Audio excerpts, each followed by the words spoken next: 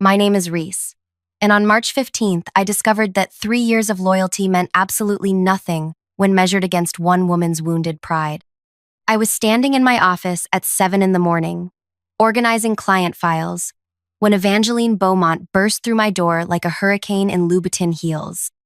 Her perfectly sculpted face was twisted with rage, her emerald eyes blazing as she pointed one diamond-encrusted finger directly at me. "You will be terminated today," she spat, her voice dripping with venom. "Last night at the Children's Hospital charity gala, you deliberately disrespected me. When I approached your table, you remained seated like some kind of peasant. The absolute nerve." Her lips curled into a sneer that made my blood run cold. "My husband will hear about this immediately, and you'll be clearing out your desk before lunch." I felt something crack inside my chest as I realized my entire career was about to crumble because I hadn't jumped up fast enough when the CEO's wife walked by. 3 years of building the international division from 2 clients to 47. 3 years of working weekends, missing family dinners, pouring my soul into this company. All destroyed because Evangeline Beaumont's ego couldn't handle what she perceived as a slight. Before I continue with what happened next, could you please take a few seconds to tell me in the comments if you've ever had someone try to destroy your career over something completely ridiculous? Because what I'm about to share with you involves the most satisfying revenge I've ever witnessed, and you need to hear every single detail. Also, please like this story, subscribe, and click the bell icon because stories like this need to be heard. Let me take you back to how this all started. 8 months earlier, I'd been browsing freelance tutoring websites, looking for extra income to help pay off my student loans. My degree in international business came with a specialty in Mandarin Chinese, thanks to 2 years I'd spent studying in Beijing during college. I was fluent, but more importantly, I understood the cultural nuances that most Western learners missed completely. That's when I found the posting on Elite Academic Services, an exclusive tutoring platform for wealthy clients. Someone needed intensive Mandarin lessons, twice weekly, at their residence. The pay was extraordinary, $300 per session. No name was listed, just an address in the most expensive part of the city, and very specific requirements: complete discretion, professional appearance, and absolute confidentiality. I applied using my maiden name, Reese Morgan, instead of my married name that appeared on all my work documents. I styled my hair differently, wore glasses I didn't normally need, and dressed more conservatively than my usual office attire. When you're working with ultra-wealthy clients, they often prefer their staff to blend into the background. The penthouse was breathtaking. Floor-to-ceiling windows overlooked the entire city, and everything inside screamed money. That's where I first met my student, though I had no idea who she really was. She introduced herself simply as Eva, and her attitude told me everything I needed to know about how she viewed people like me. "You're here to teach me Mandarin," she announced without even a hello. "I need to be conversational within 6 months. Not just basic phrases, I need to conduct business meetings, negotiate contracts, and sound sophisticated. Can you do that? Or should I find someone else?" I nodded politely. "Absolutely. What's your current level?" She waved her hand dismissively. "I know some words. Let's just start." Within 10 minutes, I realized Eva knew almost nothing. She mispronounced basic greetings, mixed up tones completely, and became visibly frustrated when I corrected her. But she was determined. I'll give her that. Every session, she pushed herself harder, though she treated me like I was nothing more than a highly paid servant. "Bring me coffee next time," she'd command at the end of lessons, "and make sure you use the service entrance from now on. The doorman shouldn't see tutors coming through the main lobby." I needed the money, so I smiled and nodded. $600 a week was worth swallowing my pride. As months passed, I learned more about Eva's motivation. She was working on what she called the deal of a lifetime, a joint venture with Chinese investors worth $50 million. She'd convinced everyone in her social circle that she was fluent in Mandarin, that she'd studied it extensively, and that she was the perfect person to handle international negotiations. "My husband thinks I'm naturally gifted with languages," she bragged during one session. "Everyone at the country club is so impressed when I drop Mandarin phrases into conversation. They have no idea how business really works." The irony was painful. Eva could barely string together a coherent sentence in Mandarin, even after months of intensive lessons. Every word had to be written phonetically for her to pronounce correctly. Her grammar was elementary at best, but she was living in a fantasy where she was this sophisticated international businesswoman. Meanwhile, at my day job, I was actually doing the work she pretended to do. I'd built our company's Asian market division from nothing. I spoke with Chinese clients daily, handled complex negotiations, and had personally closed deals worth millions. But Eva, who I still didn't know was Evangeline Beaumont, was playing pretend with her husband's money. The breakthrough came 6 weeks before that terrible morning in my office.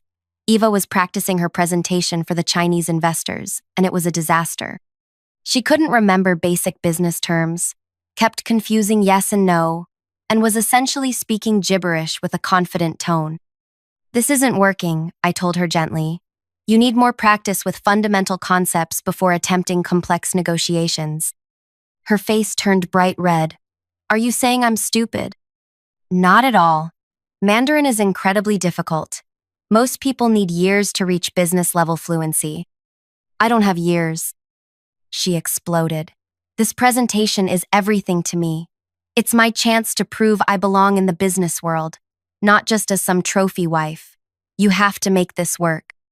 That was the first time I saw real vulnerability in her. Beneath all the arrogance and entitlement was someone desperate to be taken seriously. I actually felt sorry for her. "We'll work extra sessions," I promised.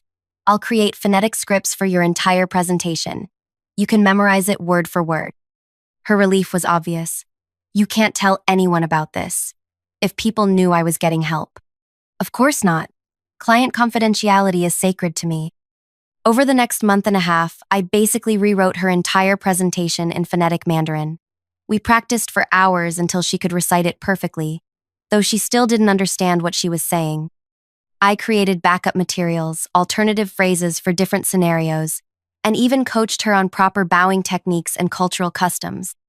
She started treating me slightly better during this period, not as an equal, but at least like a valued employee rather than disposable help. She'd offer me drinks, ask about my background, and occasionally say please and thank you. "You're quite good at this," she admitted one evening. "Where did you learn to speak so fluently?" I told her about my studies in Beijing, my business degree, and my work in international markets. I was careful not to mention company names or specific details that might connect me to my day job. "Impressive," she said, though her tone suggested she still saw me as hired help who just happened to be educated. "You should consider working for a real company instead of just tutoring." If she only knew. 2 weeks before the investor presentation, Eva was finally hitting her stride. She could deliver the entire pitch smoothly, answer basic questions, and even handle small talk about weather and travel. She was nowhere near fluent, but she could fake it well enough for a formal business meeting. "I'm going to be magnificent," she declared after our final practice session. "Those investors won't know what hit them. This deal will change everything." I smiled and packed up my materials. "You've worked incredibly hard. I'm sure it will go well." That's when she made the comment that would haunt me later. "You know, I'm attending a charity gala this weekend. It's for the Children's Hospital, and all the important business people in the city will be there. I'll finally be able to show off my language skills to everyone." My heart sank. The company I worked for was a major sponsor of that same gala. I'd be there representing our international division, sitting at our corporate table. There was a good chance I'd see Eva, though she still had no idea who I really was. I considered canceling, or at least warning her somehow, but I couldn't figure out how to do it without revealing my identity. Besides, what were the odds we'd actually interact? It was a huge event with hundreds of attendees. The gala was beautiful. Our company had purchased an entire table near the front, and I was seated with our senior management team and their spouses. I'd chosen an elegant black dress, styled my hair in an updo, and worn contact lenses instead of my usual glasses. I looked completely different from the conservative tutor Eva knew. Halfway through dinner, I spotted her across the room. She was radiant in a stunning silver gown, holding court at what was obviously the most prestigious table in the venue. She was animated, gesturing expressively as she spoke to the people around her. Even from a distance, I could tell she was having the time of her life. Then I saw him, the man sitting beside her, nodding and smiling as she talked. My blood turned to ice as recognition hit me like a freight train. Ava was Evangeline Beaumont, the wife of my CEO. The woman I'd been tutoring for 8 months was married to my boss. I spent the rest of the evening in a daze, barely touching my food, praying she wouldn't notice me. When dessert was served, I excused myself to use the restroom, hoping to avoid any chance encounters. But fate had other plans. As I was returning to my table, Evangeline was walking directly toward me. She was heading to greet someone at a nearby table, and our paths would intersect in seconds. I quickly sat down and focused intensely on my plate, hoping she'd pass by without paying attention to me. That's when everything went wrong. "Reese?" a voice called out. "Reese Patterson?" One of my colleagues was trying to get my attention from across the table. I looked up automatically, responding to my name, just as Evangeline walked past. Our eyes met for exactly 2 seconds. I saw confusion flicker across her face, like she almost recognized me but couldn't quite place where from. Then, the moment passed, and she continued walking. I thought I was safe. I thought those 2 seconds of near recognition wouldn't matter. I was so incredibly wrong. The next morning, she stormed into my office with murder in her eyes, and I finally understood what had happened. Evangeline had spent the entire night trying to figure out where she knew me from. When she couldn't place my face, she'd convinced herself that I'd deliberately snubbed her by not standing when she passed my table. In her mind, some random employee had disrespected the CEO's wife at a charity gala, and that simply could not be tolerated. "Pack your things," my boss said after Evangeline finished her tirade and stormed out. His face was grim, and I could see the conflict in his eyes. "I'm sorry, Reese. I really am. But I can't have this kind of drama at home." I stared at him in disbelief. "You're firing me because I didn't stand up fast enough when your wife walked by? She says you deliberately ignored her, that you made her look foolish in front of important people. That's insane. I was eating dinner and didn't even realize she was there." He sighed heavily. "It doesn't matter. She's made up her mind, and arguing with her will only make things worse for both of us. I'll give you excellent references, and I'll make sure you get a generous severance package." I felt my entire world collapsing. 3 years of perfect performance reviews, countless successful deals, relationships with clients who trusted me completely. All of it meant nothing because Evangeline Beaumont's pride had been wounded. That's when inspiration struck. "Before I go," I said calmly, "there's something you should know about your wife's big presentation with the Chinese investors." I walked to my computer and opened my email account. With a few quick clicks, I sent him a message with video attachments from every single tutoring session I'd recorded for my own reference. "Check your email," I said quietly. His face went pale as he opened the first video. There was Evangeline, stumbling through basic Mandarin phrases, asking me to repeat everything phonetically, admitting she couldn't understand what she was saying. "She's been lying to you," I continued. "For 8 months, I've been her private tutor. She can't speak Mandarin beyond memorized scripts. Everything she's told you about her language abilities is completely false." I removed my glasses and let my hair down, transforming back into the person Evangeline knew as her tutor. "I'm Reese Morgan," I said, "and effective immediately. Your wife's Mandarin lessons are canceled." The silence in that office was deafening. My boss sat frozen, staring at the computer screen where his wife was clearly struggling with pronunciation that any first-year language student would master easily. The video showed her asking me, over and over, to write everything in English letters because she couldn't read Chinese characters. "This presentation is in 3 days," he whispered, his voice barely audible. "I know. I helped her prepare every word of it. She's memorized it like a script, but she doesn't understand what she's saying. If anyone asks her an unscripted question in Mandarin, or if she needs to deviate from her prepared remarks even slightly, the whole thing will collapse." He looked up at me with something between horror and disbelief. "Why didn't you tell me who you were during the lessons?" "Client confidentiality. She hired me through a tutoring service under strict privacy agreements. I had no idea she was your wife until last night at the gala." Even then, I planned to keep her secret because that's what professionals do. I gathered the last of my personal items from my desk. But since she's decided to destroy my career over an imaginary slight, I figure those confidentiality agreements are void. Wait, he stood up quickly. Don't leave yet. We need to discuss this. There's nothing to discuss. Your wife made her choice. I'm just making sure you understand what that choice actually costs. I walked toward the door, then paused. Those Chinese investors aren't just bringing money to this deal. They're bringing their top executives, their translators, and their cultural liaisons. People who will immediately recognize whether your wife can actually communicate or if she's just reciting memorized phrases. The door closed behind me with a soft click, and I walked out of that building for what I thought would be the last time. But I was wrong about that too. The next 3 days passed in a blur of job applications and angry phone calls from Evangeline. Apparently, my boss had confronted her about the tutoring sessions, and she was furious that I'd betrayed her trust. "You signed confidentiality agreements?" she screamed during one particularly unpleasant voicemail. "I'll sue you for everything you have." I called her back once, mainly out of curiosity. "Actually, Evangeline, you should read those agreements more carefully. They protect client privacy from outside parties, but they don't prevent tutors from defending themselves when clients attempt to damage their careers through false accusations." "I never made false accusations. You told your husband I deliberately disrespected you at the gala, but you and I both know you didn't recognize me there. You're destroying my reputation based on a completely fictional narrative you created in your head." The line went quiet for a long moment. Then, "You're still fired." "Yes, I am.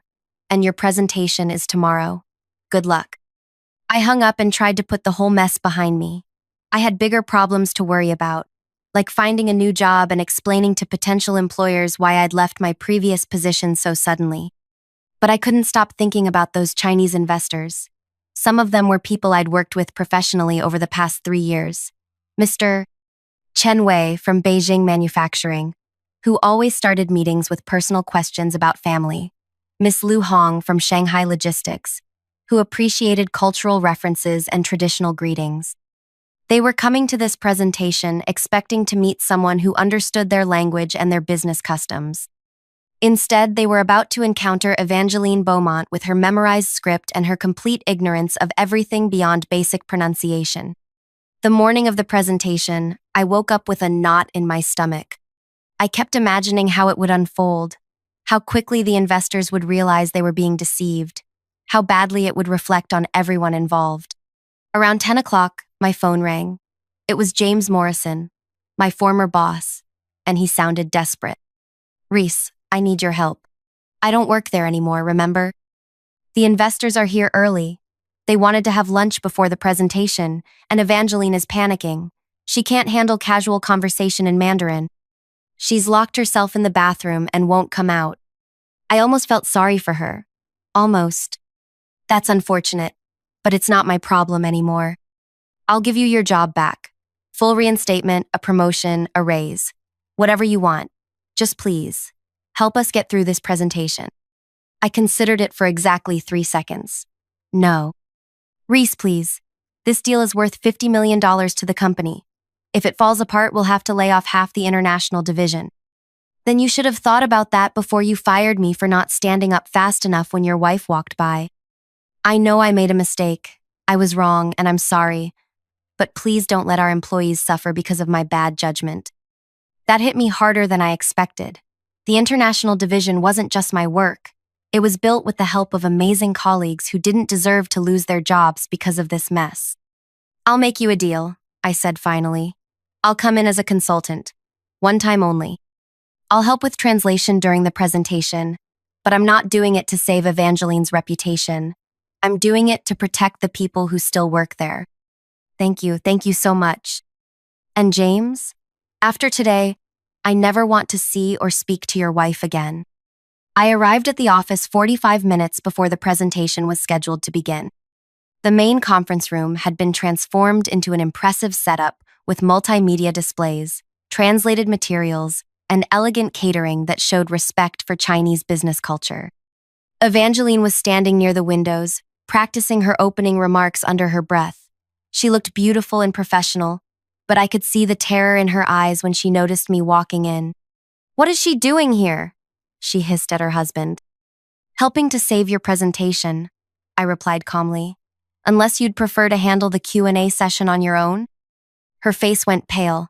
We both knew she couldn't handle unscripted questions. "Fine, but you stay in the background. This is my presentation, my deal, my moment."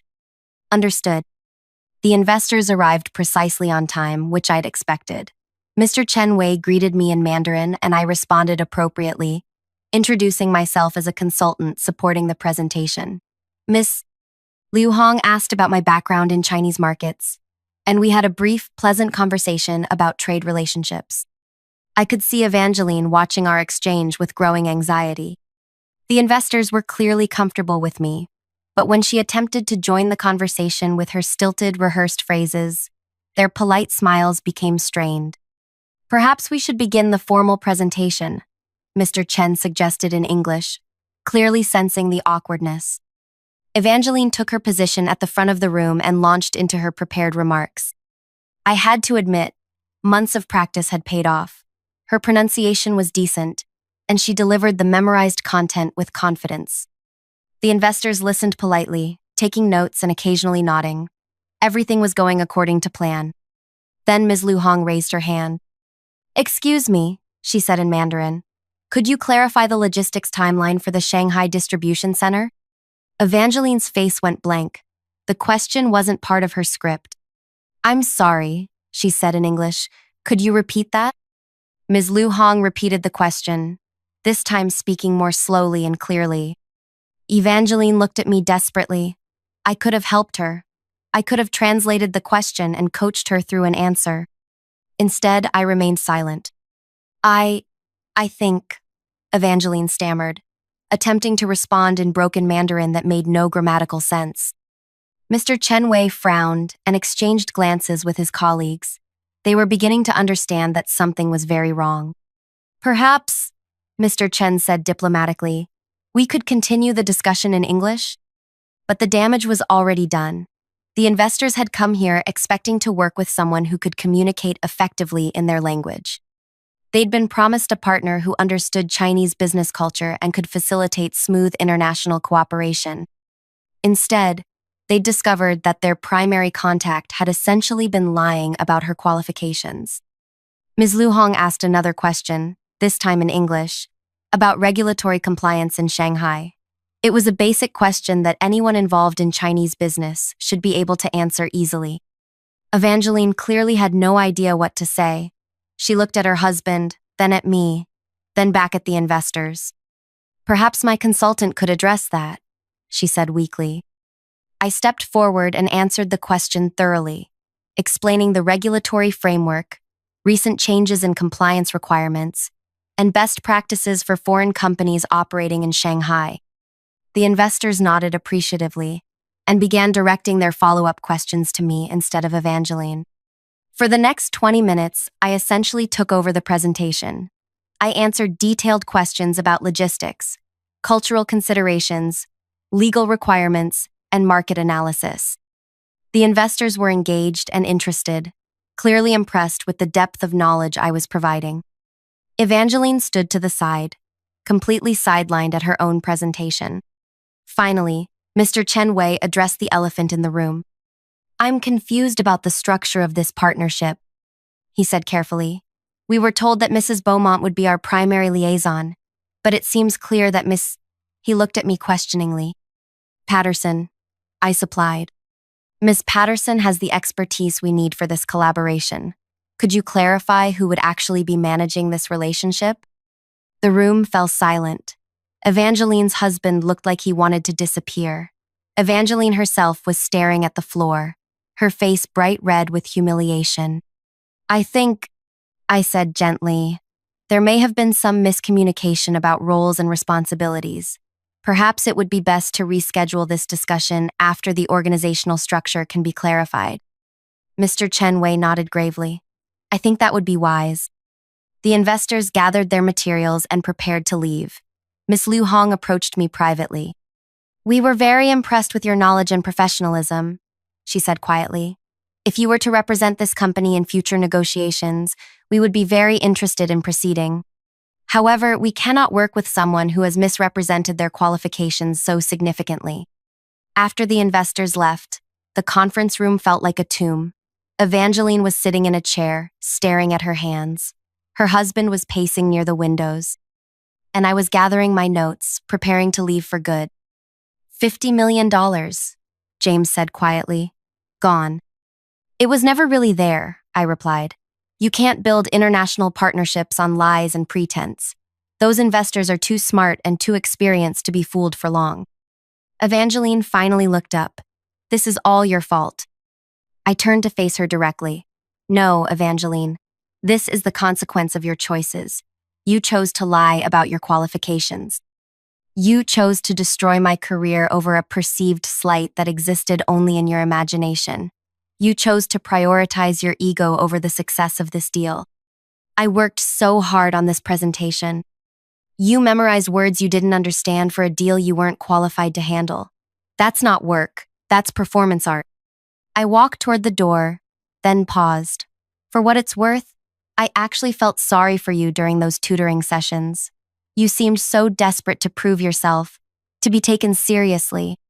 But respect isn't something you can fake or demand. It's something you earn through competence, integrity, and treating other people with basic human dignity. You're still fired, she said weakly. I laughed. Evangeline, after today, I wouldn't work for this company again if you begged me. But I was wrong about that too. 2 weeks later, James Morrison called me with an interesting proposition. The board of directors had been less than pleased when they learned about the failed investor presentation and the circumstances surrounding my termination. Apparently, several board members had worked with me professionally over the years and were furious that I'd been fired over such trivial reasons. We'd like to offer you the position of Vice President of International Business Development, James said. It comes with a substantial salary increase, your own budget, and complete autonomy over the international division. What about Evangeline? She's no longer involved in business operations. The board made that very clear. I considered the offer carefully. I'll take it, but with conditions. First, I want a written guarantee that family members of executives cannot interfere with personnel decisions. Second, I want the authority to rebuild the international division my way, without interference from anyone. Done. And third, I want a formal apology from the company for my wrongful termination to be included in my personnel file. Absolutely. 6 months later, I'd rebuilt the Chinese investor relationship and successfully closed the deal Evangeline had destroyed. The Shanghai partnership was worth $68 million more than the original proposal and led to additional opportunities throughout Asia. Evangeline, meanwhile, had become something of a pariah in her social circle. Word had spread quickly about her failed presentation and fabricated language skills. The same people who had once been impressed by her Mandarin phrases now whispered about her dishonesty and poor judgment. I heard through office gossip that she'd tried to blame me for sabotaging her presentation, but too many people had witnessed what actually happened. The investors themselves had made it clear that the problem wasn't sabotage. It was incompetence masked as expertise. The final piece of poetic justice came 8 months after that disastrous presentation. James Morrison approached me with a delicate request. The board is considering some changes in executive structure, he said carefully. They're impressed with your work rebuilding the international division, and they're wondering if you'd be interested in taking on additional responsibilities. Such as? They're thinking about creating a new position, Senior Vice President of Global Operations. It would involve overseeing all international business, including partnerships, acquisitions, and strategic planning. I smiled. That sounds like the kind of role that would require reporting directly to the board of directors. It would. And presumably, it would involve significant decision-making authority over the direction of the company's international strategy. That's correct. I pretended to consider the offer. I accept. 3 months later, I was officially promoted to Senior Vice President of Global Operations, making me one of the most senior executives in the company. My office was 2 floors above James Morrison's, and my authority extended across every international deal the company pursued. Evangeline never spoke to me again after that presentation, which was exactly what I'd hoped for. But I heard she'd started taking Spanish lessons from a different tutoring service, probably planning some new scheme to establish herself as an international business expert. I hoped her new tutor was more patient than I'd been. The irony of the whole situation wasn't lost on me. Evangeline had tried to destroy my career because she felt I hadn't shown her proper respect. But her vindictive behavior had ultimately led to the exposure of her lies, the failure of her business ambitions, and my promotion to a position with more authority than she'd ever dreamed of having. Sometimes the universe has a sense of humor about these things. Looking back, I realized that those 8 months of tutoring sessions had taught me something valuable about people like Evangeline. They're so focused on appearing important that they forget to actually become competent. They mistake performance for substance, arrogance for confidence, and entitlement for leadership. But the business world has a way of exposing pretense eventually. You can only fake expertise for so long before reality catches up with you. And when it does, you better hope the people you've stepped on aren't in a position to step back. Now I want to hear from you. Have you ever watched someone's lies catch up with them in the most spectacular way possible? Have you ever been in a situation where standing up for yourself led to consequences you never expected? Drop a comment below and tell me your story, because I have a feeling I'm not the only one who's learned that sometimes the best revenge is simply letting people face the natural consequences of their own actions. And if you enjoyed this story, please hit that like button and subscribe for more tales of workplace drama, unexpected twists, and the satisfaction that comes from watching karma work its magic. Because trust me, this wasn't the last time I encountered someone who thought they could destroy other people's lives without facing any consequences themselves.